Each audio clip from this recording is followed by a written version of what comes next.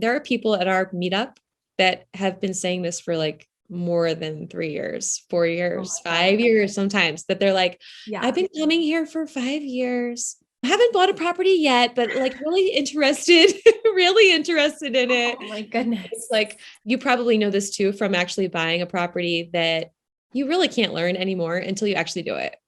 Hi, and welcome to the Obsessed with Real Estate show. I am your host, Alana George, and I am obsessed with real estate.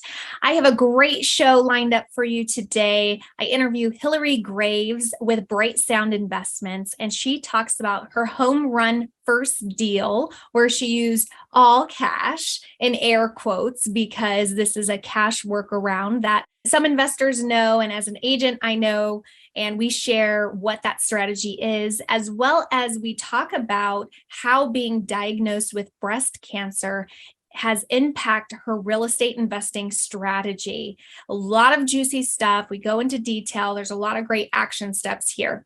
During our show, we talk about being a time-challenged person, which I am, and I shouldn't make that part of my identity. I don't like to say I'm a late person. I definitely have struggled my whole life with like leaving the house on time in order to get somewhere on time. And I understand that it's very disrespectful for people who show up on time, and I just stroll up as if I don't care to be there. But this is like a huge challenge for me. I have a small hack that has been working for me lately. So if anybody is listening, I'd love to share this with you now so that maybe you can start being on time too. So are you ready for it?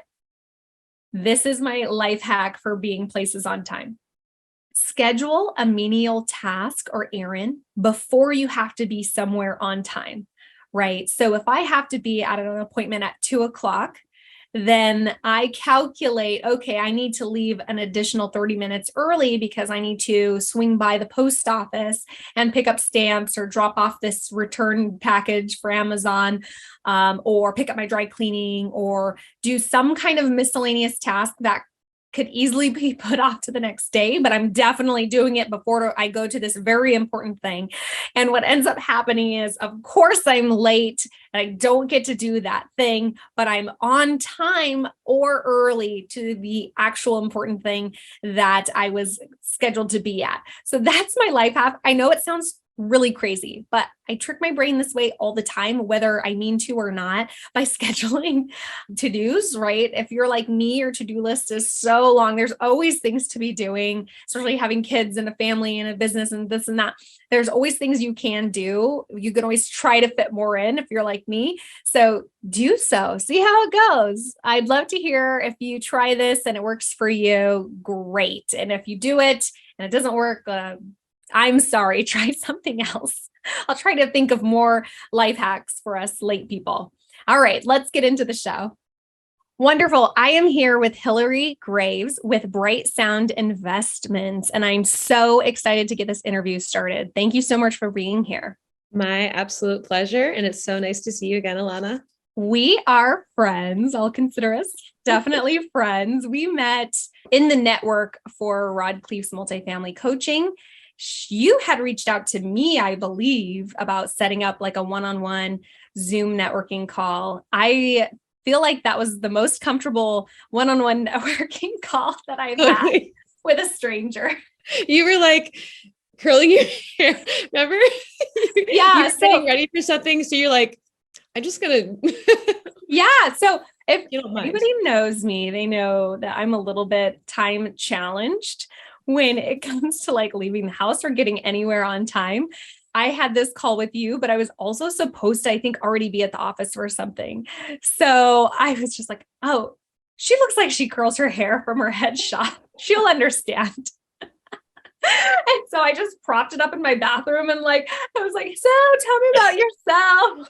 Like, you got me right on that, first of all. Okay, good.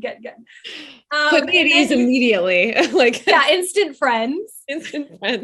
Needless to say. Yeah. I mean, there's something very intimate about watching somebody get ready for the day. It's like a behind the curtain thing. you just rolled with it and you were a total peach about it and didn't judge me. And I appreciated that. And we still got to have our call, which was the most important part. And then we did get to meet in person at the boot camp in Denver. So that was a lot of fun. I haven't really dived deep into your story, so this is a lot of new stuff for me as well. Give me a little bit about your background before you got into real estate investing and what led you to real estate investing. So I was born and raised in York, Pennsylvania, and that is where I am now.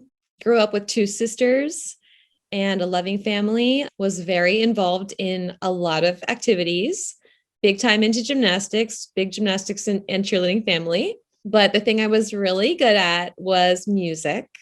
I learned that very early on that I could tickle the ivories pretty well. And so I went through school in all the music groups and did like balanced sports and music equally, and then ended up majoring in music and writing music, produced a couple albums of music, and then ended up teaching music for many, many years. So that kind of brings us to today. Now, where real estate investing got in there is kind of like you wouldn't have never have guessed, because it has nothing to do with anything that I ever did in my upbringing, other than we like to go to open houses. That's the only thing I think of. But I guess it was like 2019, I think, that a neighbor came to our house and my husband happened to be in the garage working on some woodworking thing. He's turned our garage into a wood shop.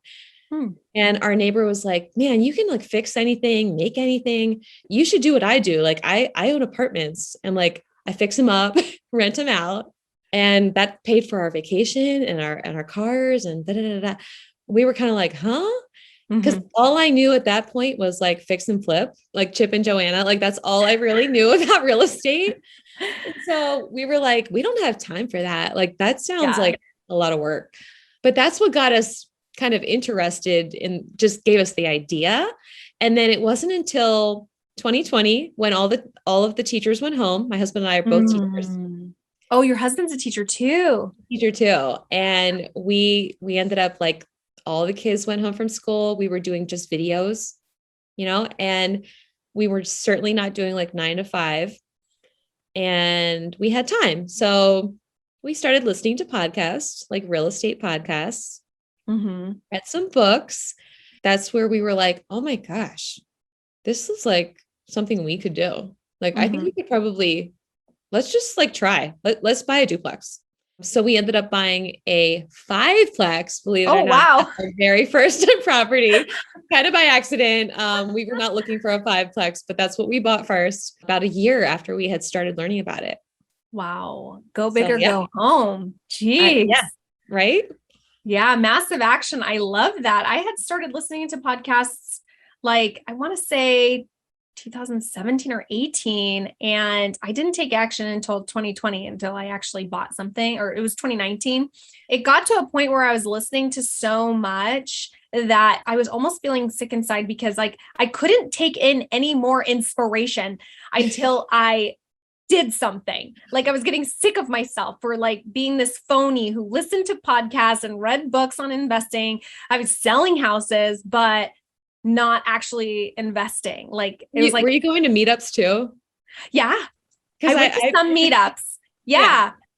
And I'm like, I'm a fake. I'm a phony. I need to poop or get off the pot, or, or stop wasting my time if I'm not going to actually do anything, if I'm not going to make offers.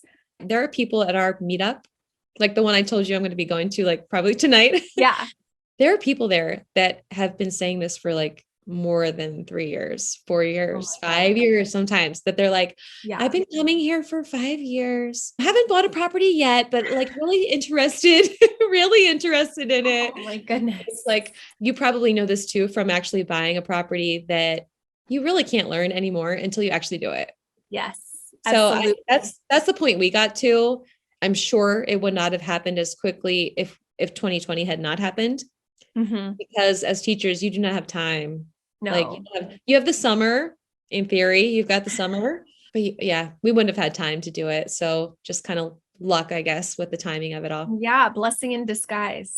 Yes. Yeah, definitely. So tell me about that first deal.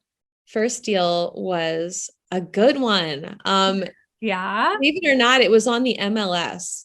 Like since then, have not found any deals like quite that good actually listed for sale. It was a 5 unit that we bought it for $299,000. Oh my So gosh. just under 60,000 a door. Yeah. Amazing. In our area now, like in your area, that sounds like completely ridiculous, I'm sure. In our area, it's a little ridiculous too. It's more like maybe 70 or 80 would have been the norm. At that time. Mm-hmm. It's even more now, but I knew like right off the bat, I had already analyzed several deals, right? And walked through a couple and not made offers on them. And was kind of getting familiar with what a reasonable price per door was, like with the condition too. Like, okay, I know that if it's in this condition, the price per door should be about 70,000, or something like that. So this one was in a little bit better condition than some of the ones we had just seen. And yet it was like 60 per door. So I was like, right off the bat, even our realtor who owns some rentals herself, she was like, if you don't buy this thing, I will. And we were like, okay. That's a good sign for sure. I know. Exactly. Yeah. We were kind of following her lead too, because we were like, the books say that this is good, but is it really good? Is it really good? Well, what I hear you saying is that you were really in tune with the market. You had been analyzing, you were aware of what the parameters were. So when you saw it, it immediately, got your attention, right? You had your buy box, so to say, of what you were looking for, and you were ready when it came on. Yeah, that's true. Now, here's another like little piece of luck is that we did not immediately put in an offer. So I don't know how it is possible that no one else was looking at this thing, but we took like 3 days before we even put in an offer, just because we were at a place where we were like, let's analyze it again. Let's go from a different angle. Let's just make sure. Worst case scenario. Yeah, exactly. So we finally were like, okay, I mean, the numbers they work out every time. So we put in an offer, and our realtor was like, I would go like maybe over asking price. Like, I'd probably go like up to 315 or something. Yeah. They're asking 299, but I would go like, she's like, by this point, we're going to have some competition.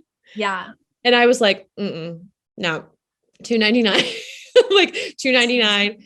And that's kind of how I roll. It's like, no, 299. Either I'm going to get the deal of the century or I'm not getting a deal. Yeah, it's a home run, or I'm not even going up to bat.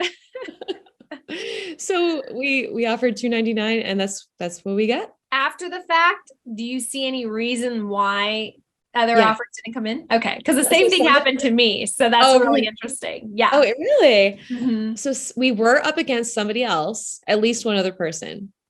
They offered a little bit more.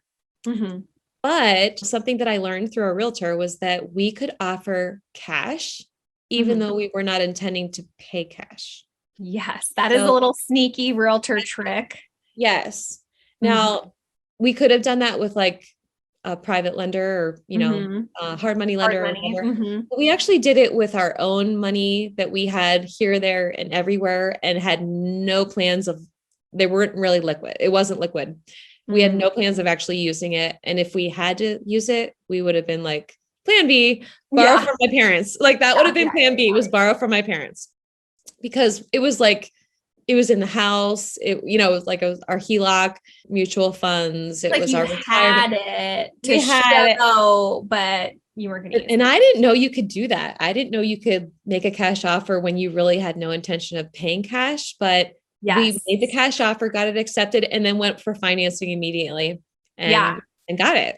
So the kind of parameters with that, because for the sellers, if you think about it, as long as you keep with your timeline and it doesn't affect them as far as like any kind of appraisal contingency, loan contingency, it really doesn't matter if you actually close the cash. If you made a cash offer and you say, we're going to close in 15 days and they get their money in 15 days, they don't really care. They don't even check where the sources come from. Like that's like so beyond the sellers are already thinking about what they're doing with the money. They're not thinking about, making sure that you're sticking to that. So if you do like hard money, which I don't know if that's what you ended up doing, usually they can close pretty fast, same as cash. So yeah, that's a really good strategy that some investor clients of mine use also. And it's a little bit deceiving, and California is they just recently updated the purchase agreement. It used to be 10 pages. Now it's 16 pages, and they're trying to circumvent that from happening a little bit, but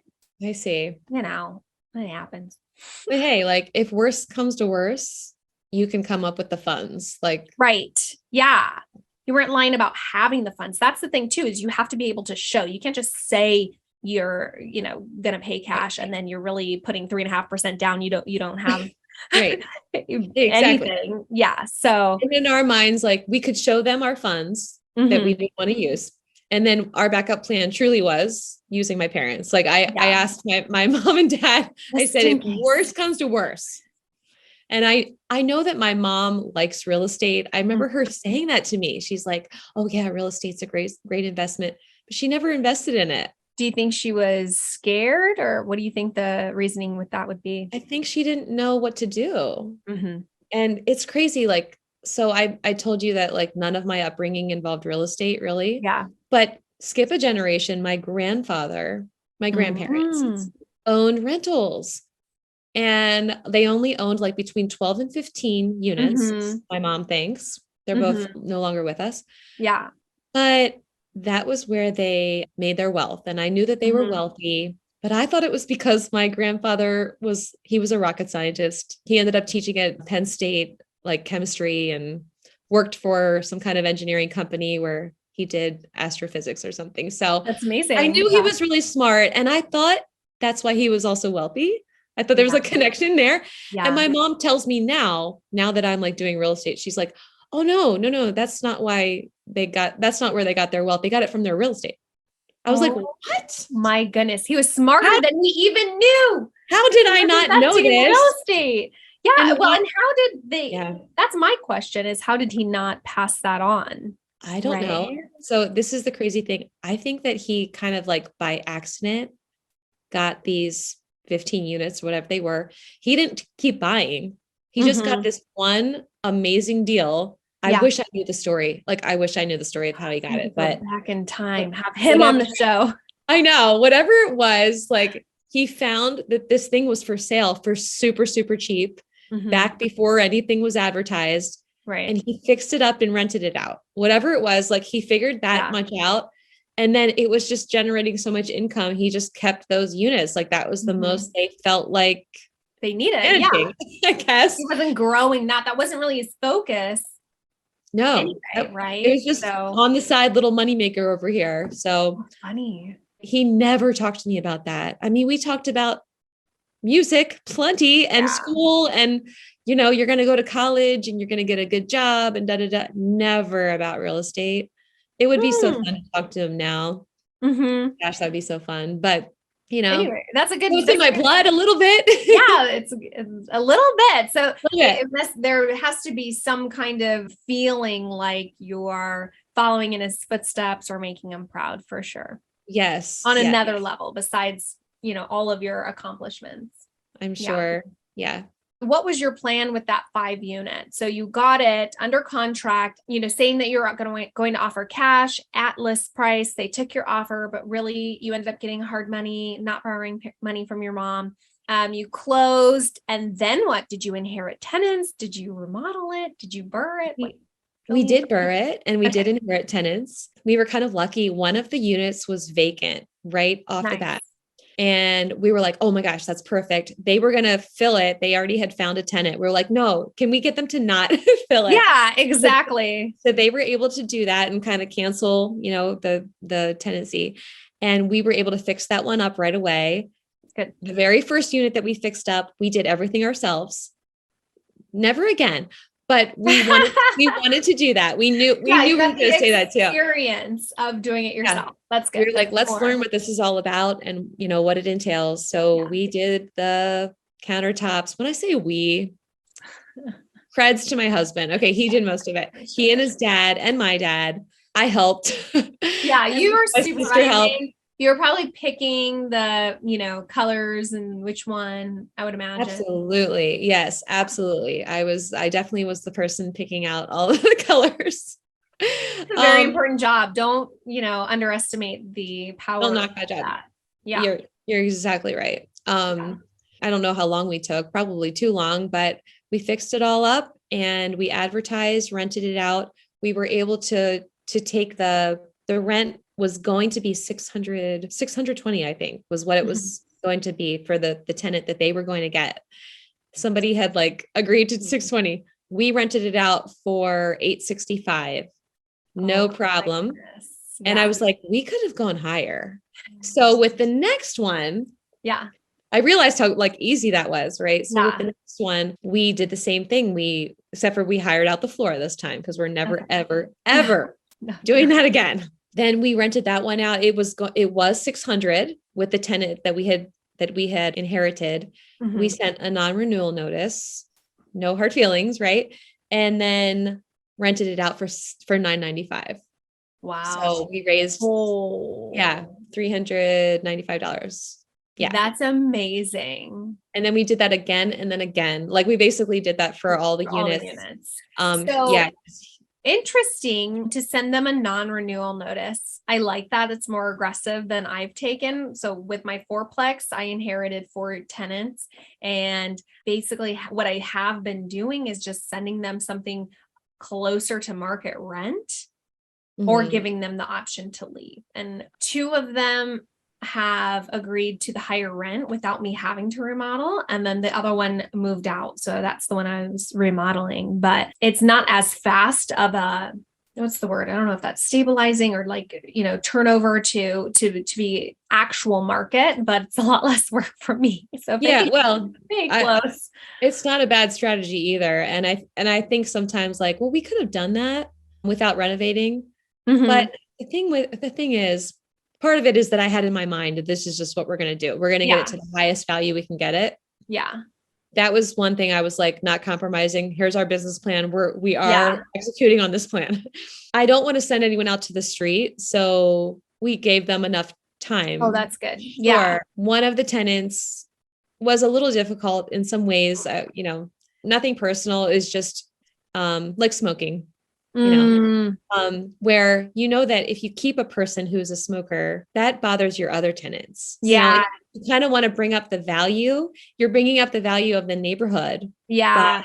Absolutely. By increasing the value of this building. And the smoke gets everywhere. And it's just, that's not worth it. One other thing that comes to mind is, my fourplex is a 5-hour plane ride away. Oh. So So that was a good strategy for that situation.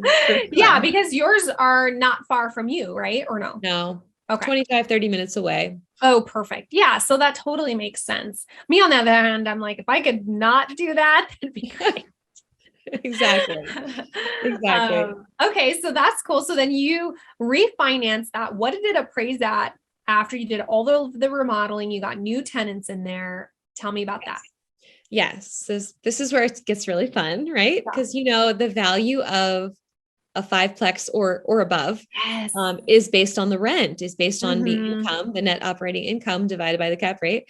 Absolutely. And so that was really fun to do a forced appreciation. Mm-hmm. So believe it or not, we actually did our appraisal and our cash out after only raising rent on 3 out of the 5. And tell me about why you did that. I know. The plan was most certainly to do 5 out of the 5. Mm-hmm. But one of the leases was a 2-year lease, and he had signed not long before we inherited the building or bought the building. So we would have had to wait a while for his lease to be up. Okay, that makes sense. Now, interestingly enough, even though he was paying certainly low rent, and we just raised it this year, a couple months ago, his lease was about to renew. So we were like, ugh. We're now going up $200, but his unit was actually renovated.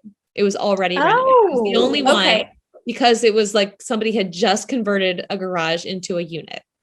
So also because he had just signed the lease, was he a new tenant at that time? Because he's probably closer to market than the rest of the tenants, right? Well, he was at $750. Okay. And he's now at $950. So closer. Closer. His was the highest. 600. Yeah. But the other one, so we did 3 out of the 5. The fourth one, I wanted to do it. I would have loved to have done it, but our appraiser, which is a friend of ours, the guy who had appraised it the first time, I met with him just to go over like what I thought the value of the building was at this moment. I'm like, just tell me if my math is right on this. And he's like, yeah, like if you would do a cash out refi right now, you would get all of your money back.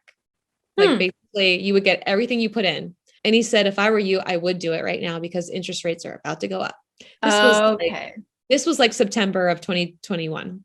Now they didn't go up for a little while later. No, they actually dropped after that, I think. So a little bit, but back and forth, but still big picture wise. We didn't know when they were going to go up. Right. We just knew that they were going to go up soon. And if they went down, you could always refinance again. That's right. Yeah. That's right. So we decided just to do the refi then. And we did, we got all of our money back. It appraised at 460. Oh my goodness. That's amazing. And that was before raising the last 2. We didn't even raise rents on the last 2. Wow. So it was kind of a home run. Our first, I know. Yeah, I think so. Yeah. I think it was a home run for sure. A lot of times, when we talk about our first deals or I interview people about their first deals, they are like base hits or learning experiences. Yeah. Right. Yes. And that would have been worth it too. I mean, it was so much of that too, but I think a lot of it was luck. It was just like the time. It's market timing. And with 5 units, you have the opportunity, I think, to grow faster because it's not based on comps. It's based on what the building is bringing in, rent wise as a business. So you touched on the BRRRR method. For listeners who haven't heard of the BRRRR method, could you just quickly define that for us? So it stands for buy, rehab, rent, refinance, repeat. And so that's exactly what I was just describing. We bought the building, we rehabbed it, meaning we kind of, made it more valuable. We raised the condition of the building. And because of that, we were able to rent it at a higher rent. In our case, it was like $300, almost $400 more a unit sometimes. So sometimes you can significantly raise the rent, especially if it was under market.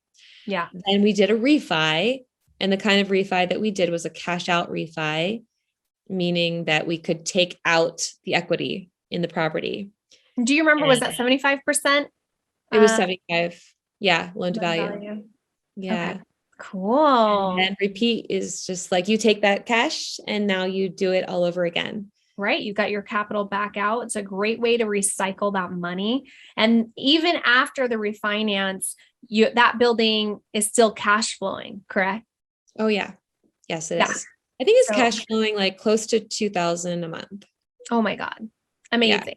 Yeah. Like that's definitely a home run in my book.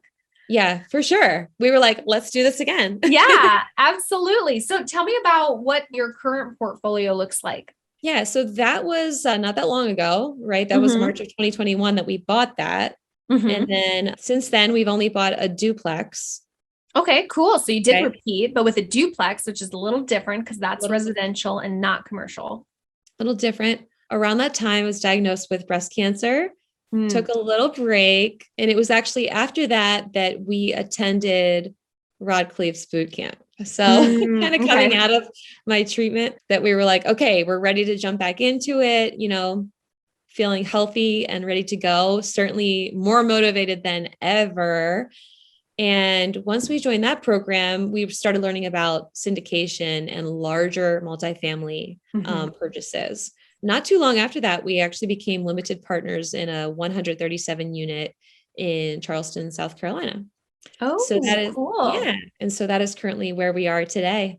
Great. Well, that's a nice mix for your portfolio and definitely shows a lot of progress. And I would imagine that, like you said, you're extra motivated to take action. You were already an action taker, but life throws us curveballs and it's a lot shorter than we think on a day-to-day basis, right? So, how has being diagnosed with breast cancer affected your outlook or your real estate moves? I think it just motivated me more. Like you said, life is short. That was kind of the takeaway that I had. This was not the first time that I had a life-threatening illness.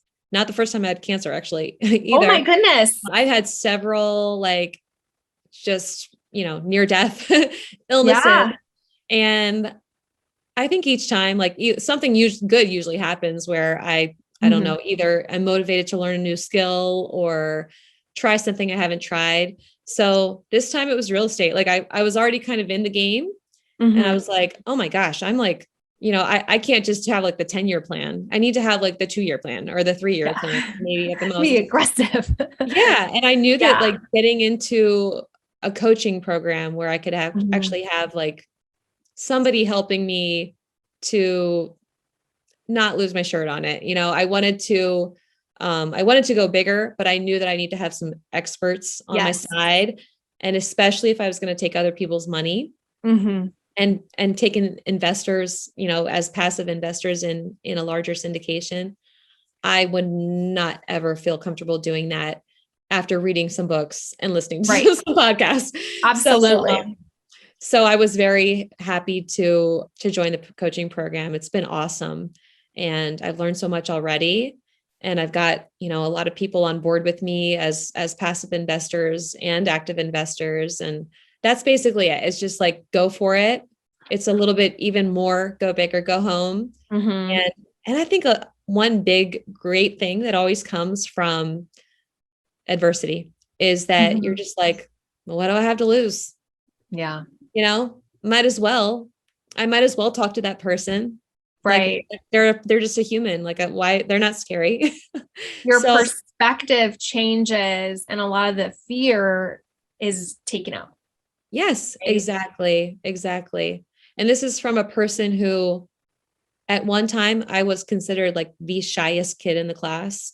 I was the quietest thing. Yeah, I was so quiet. And I know I said I was a cheerleader, but I was very atypical for a cheerleader. Really? Well, that's what I was thinking. I was like, maybe I looked at your picture and I was like, she's obviously a cheerleader. So I'm a cheerleader for life. Since birth, I consider it like in my DNA. I will never get over it. I'll never stop being a cheerleader and clapping excessively and smiling way too much. Yeah, it is awesome. I feel more like that now, but like strangely, to me, it was like a sport. I wanted to make like the highest squad. I ended up being an all-American cheerleader. Like I tried out for the all-American. Yes, go you. I was a gymnast too. Yes. Yeah. But it was not like, for me, I was not really part of the cool kids, that super cool group. I hung with them a little bit, but I was certainly like not like the cool kid. I felt more like the music kid. Like that was more my identity. And cheerleading for me was just like an accomplishment. Like I'm going to accomplish that thing. Right. But now I'm like, oh my gosh, that's crazy that I was like this shy cheerleader. And now I feel like an actual cheerleader. So, well, and I see you going on podcasts and really putting yourself out there. So that's why I'm so surprised when you say that you're shy, because I just see you as this like beaming light of, real estate syndication positivity every time I look at you. Like, I'm going to be like her someday. Oh my gosh. Yes. We can learn from each other. Yeah, absolutely. And I appreciate you sharing all this. I want to hear about what are the current challenges in your business or, in your life, of whether it's juggling these things or growing so rapidly. So I am still doing my W-2 and I'm a teacher, like I'm a music teacher. So it's just the schedule. Like it's hard to do both things and I want to do them well. So like, when I'm jumping into a deal, for example, like I'm going to give that my attention and do it right. But that means sacrificing some time from other activities that I'd like to do. So it's really just the time balance. It's just figuring out what are my priorities. I want to spend every moment of my day doing what I should be doing at that moment that is the best use of my time and that serves the people in my life that I need to serve. First, my family, my students, my investors. Right. Time. Yeah. Time management and having your W-2 still sounds like that would be too much for me. That's a struggle. Having to be somewhere on time every day. Get out of here. I know. I'm also a little time, what was the word you used? Time challenged. Yeah, I'm time challenged. Before I was married, I was late everywhere. And I married a very early person. Oh, I've heard of those. Yes. My sister says the same thing. Like we came from this family of late people. Yes. I mean, bless their hearts. They're awesome, awesome parents, but it's just, that was our mojo, like, oh yeah, we just like roll in. Yeah. And that was like totally not the family that I married into. So we like to say like, I went through the Graves training program. Oh my God. My sister went through the Hardy training program. And so now we're more like on time people. I wouldn't say we're early. Okay. We're on time. It's a struggle, but we're getting there. Yes. Well, that is great. I did not marry into a family. Well, I mean, I can't speak on behalf of my husband's family because they're in Ohio, and I think that they're pretty on time people. I don't consider them late, but my husband does not help the case. No concept of time. I think we're both like late people. The difference is I panic, right? I'm like, oh no. Where's my purse? Blah, blah, blah. You know what I mean? And he's like, oh, check out this video. And blah, blah, blah. Like, you're like, not now. Oh gosh. Yeah. No sense of urgency. Yes, that's it. We both end up getting out the door at the same time. The difference is like my stress levels like through the roof about it. And I'm having to like actively talk myself through like, everything's going to be okay. As long as we don't get into a car accident on the way there. Like, it's always okay, Alana. Everything works out. Everything happens for a reason. I'm probably late for a reason. Oh my gosh. Whole like mantra to like calm myself down. And then he's not like that unless we're going to the airport, because that really like freaks him out. But for the most part, he's just so like la-di-da, lackadaisical, like, which is a gift. It's a gift. But it's like, you're not helping me, bro. Like, I need you. That. Yeah, exactly. So it's an interesting mix for sure. So I feel I'm happy for you that you found somebody that can pull you into the correct time zone or jam. He certainly tries. Yeah, he certainly tries. And yeah, it's a struggle. Like I said, he's early, so I'm still late by his standards, but okay. I'm improved from where I was. You've come a long way. I've come a long way. Yeah, most improved. Yeah.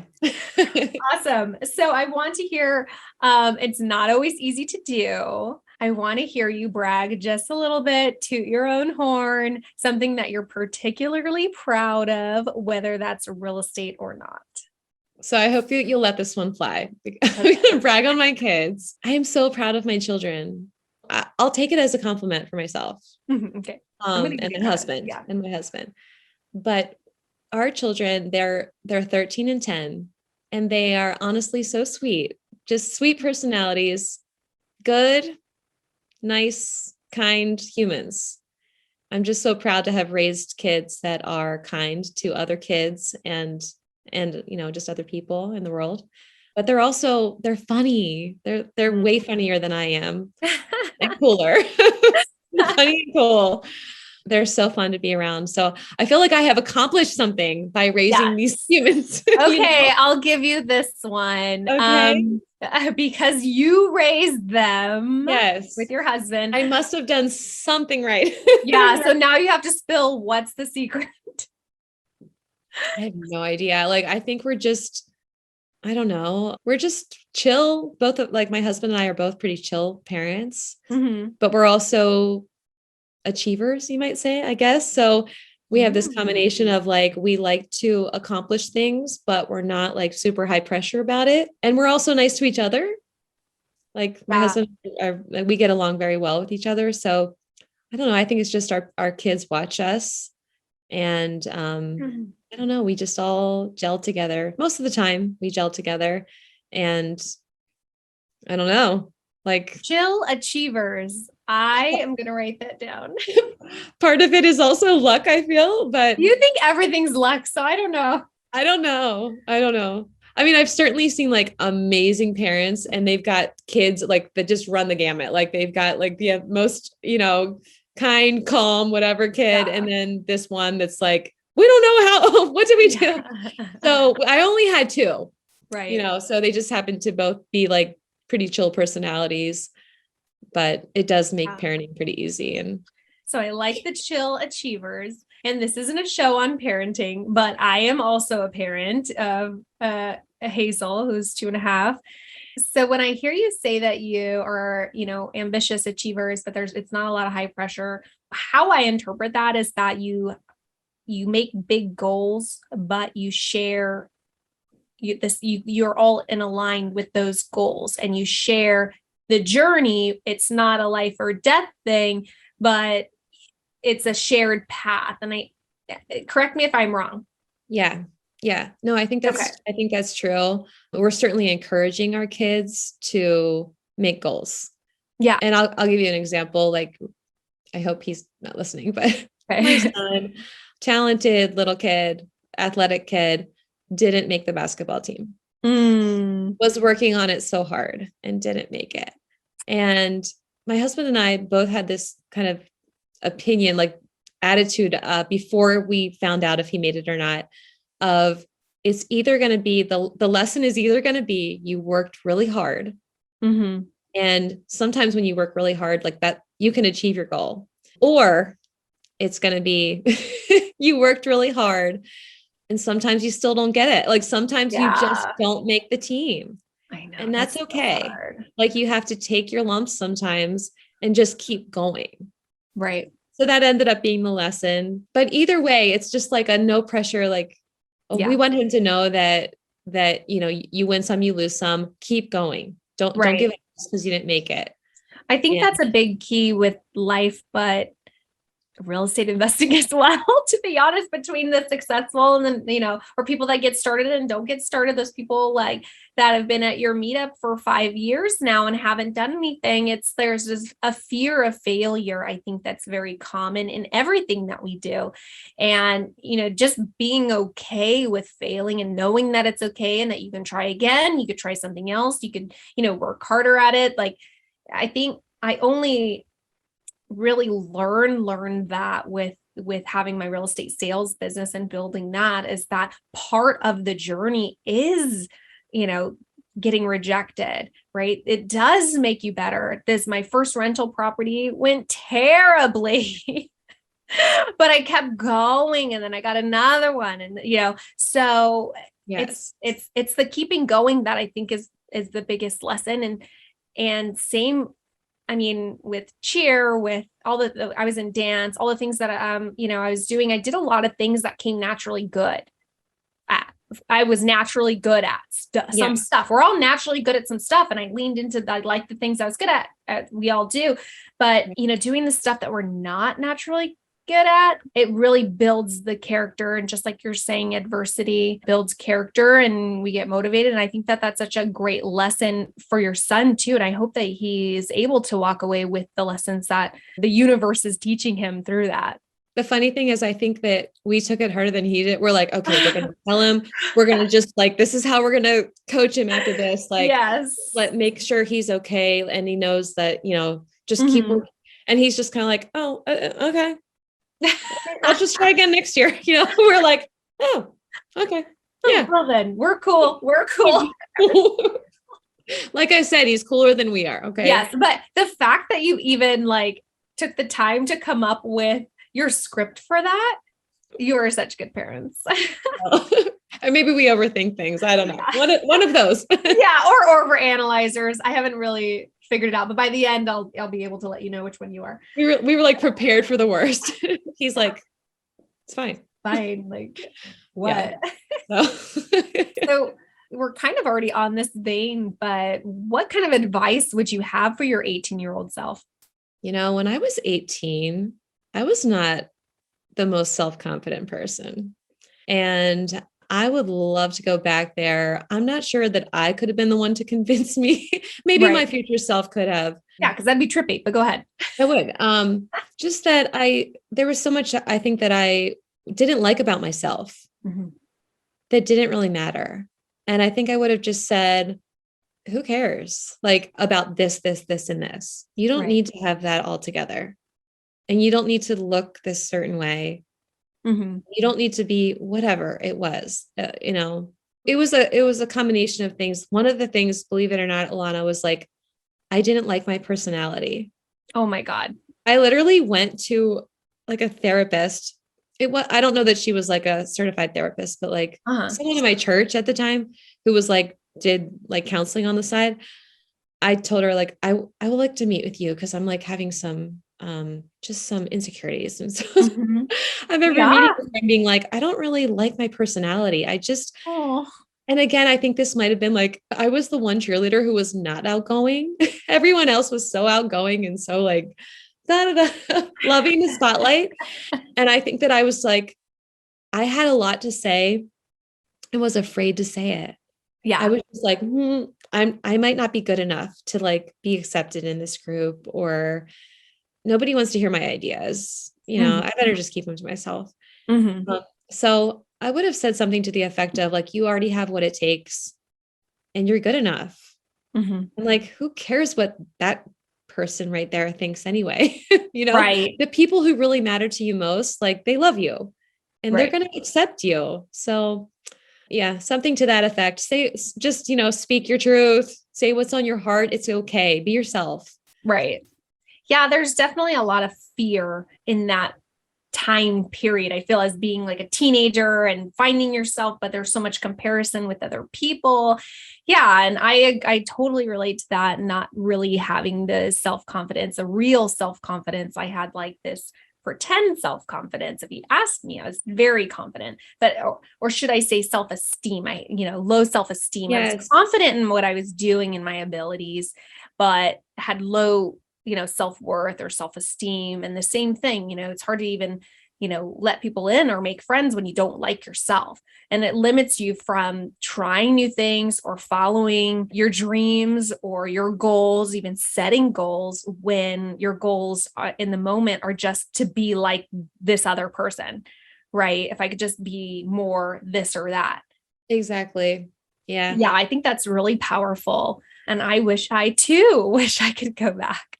We Oh, learn the lesson over time, yeah. and maybe that is how it's meant to be. But I also think what could have been, Yeah, absolutely. I think that too. Well, a lot of my focus was, on boys. Tell me a little bit about your biggest inspiration, whether it's an event or a person, a place.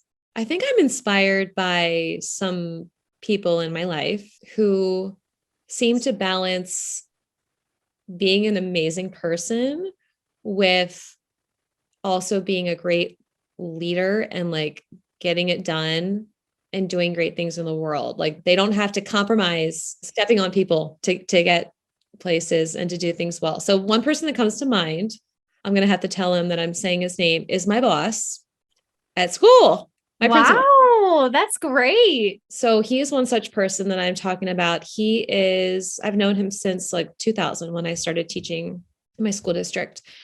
And just has a way of making everybody feel valued, Mm-hmm. which is the goal that I have for myself. Yeah. But is also very organized and like likes to try new things and accomplish things and like, hey, let's try this. Let's not be afraid to try something new. So I'm inspired by that. I think about that. I think, okay, I love having role models like this. I Mm-hmm. love having like positive role models that they're leaders and they're not afraid to lead, which means when you lead, some people are not going to like you. Mm-hmm. Not That's everyone's hard. going to, not everyone's going to agree with you. You're going to tick some people off and you have to make a decision anyway. That's for the good of the team. It's for the good of your organization. And at the same time, you have to value your, everyone who's, working in your environment or in your business. And you have to like hear them, listen to them, and take everything into consideration and then like make decisions based on all of that. It's a lot to do. But Yeah. somehow this human makes everybody feel special when he's talking to them. And I love that. So I aspire to be like that. Yeah. Those are a lot of really great qualities. I love it when people make me feel special. Okay, next question I have for you. Do you have any book recommendations or, what you're listening to, watching that you could share with us? So this is actually something we're reading as educators, and it's called The Energy Bus.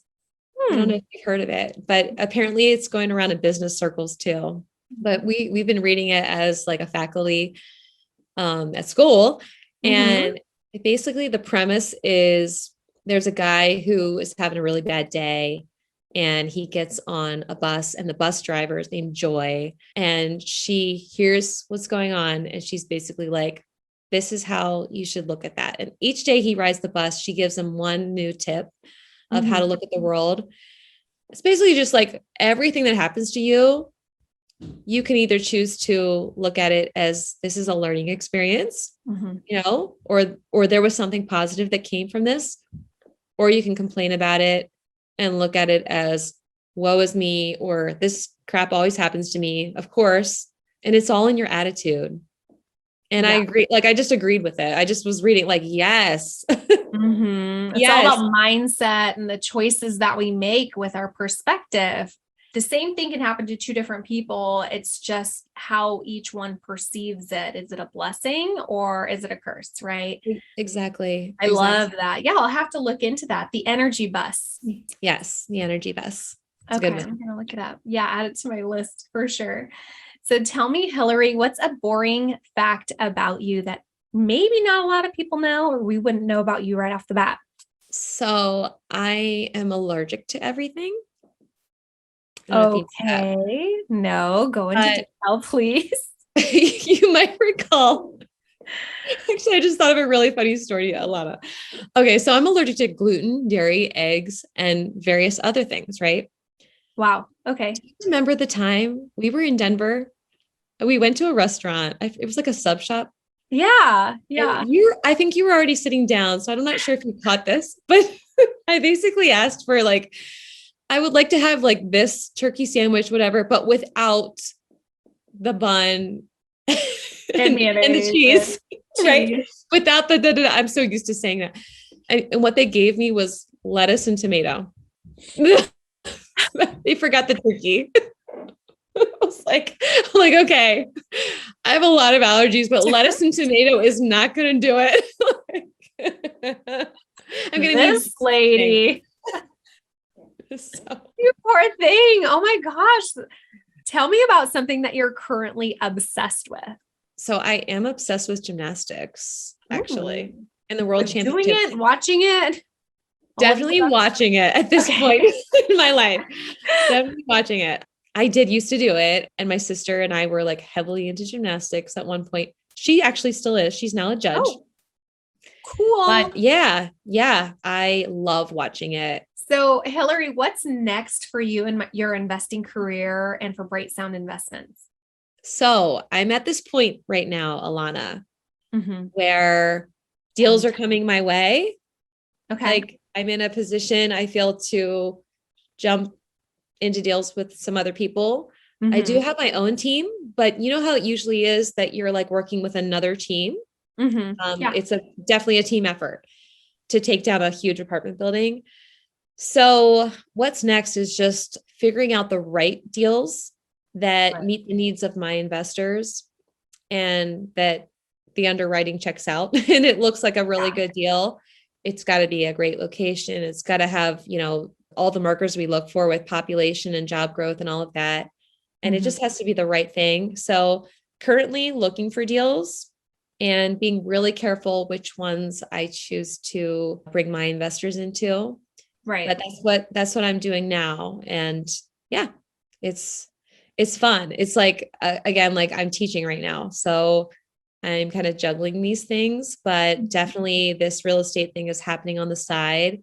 And I feel like a lot is about to happen, like right on the precipice of it, because the deals have been like, I feel like they're there, but it's got to be the right one too, before I jump in with my investors. So, well, I appreciate you saying that, because it's definitely a huge responsibility to bring investors into a deal when they trust you and, you as a capital raiser and a GP on deals, you never want to bring in an investor on a deal that A, you don't know anything about, or B, you don't understand, or B, it's not well underwritten, or maybe it's not conservative enough, right? We're not wanting to take excessive risk, right? Investing is always a risk, but if we can mitigate that as much as possible by being a little bit of gatekeepers, like, I think that's a great position to be in. And I definitely respect that that's your focal point right now, because I feel absolutely the same. Yes. Yes. So how can people get in touch with you, get more info on you, or, sign up to invest with you? How can they see these deals that you're coming across? Yeah, absolutely. I have a website. It is www.brightsoundinvestments.com. That's BRIGHT, sound investments with an S on the end.com. On my website, like right at the beginning of my website, you'll see there is an option to download an ebook. If you're interested in learning a little bit more about what syndication is, you could also email me if you have questions. That would be Hilary with one L at brightsoundinvestments.com. Perfect. And are you on social media? I'm on Instagram. Yeah. Thank you for mentioning that. Yeah. Yes. Bright underscore, right? That's what's called. That's a word. Yeah, that's definitely a word, underscore. I know it came out of your mouth like it was a word, and then your brain was double checking. Exactly. Yes. I'm like the underline. Bright underscore sound underscore investments is my Instagram handle. Good job. Yep. And I'm also on LinkedIn under just Hilary Graves. Okay, perfect. We'll try to link as many of those as possible in the show notes. So if you're listening or watching, you can access those easily, because Hilary is definitely somebody that you'd want to team up with. Obviously, she's super focused on being a good person, and she is a chill achiever. So thank you so much, Hilary, for being on the show. I had a really great time chatting with you. And obviously, we will keep in touch. And I'm excited to see what's next for you. Thank you, Alana. You're the best. Well, that is all we have with Hilary Graves with Bright Sound Investments. I know I enjoyed myself, probably laughed way too much. Thank you so much for listening. And if you enjoyed this interview and you're enjoying the show so far, please leave me a positive review, 5 stars, thumbs up, subscribe, whatever platform you're on. It's good karma, and I promise it'll come back to you. And I appreciate you listening, and any feedback you have, I appreciate. You can go to the show's website, theobsessedwithrealestateshow.com, where you can sign up to be a guest for the show. Just send me a message, say hi, let me know about topics that you'd love to hear about. There's also the link to our meetup, where if you wanted to sign up for our cost segregation webinar, that is there. If you would like to connect with me, you can always find me on Instagram at Alana George _real estate. Same on TikTok at Alana George _real estate. If you'd like more information on investing with me, please check out clearconnectioncapital.com. Thank you again for listening, and I'll see you on the next show.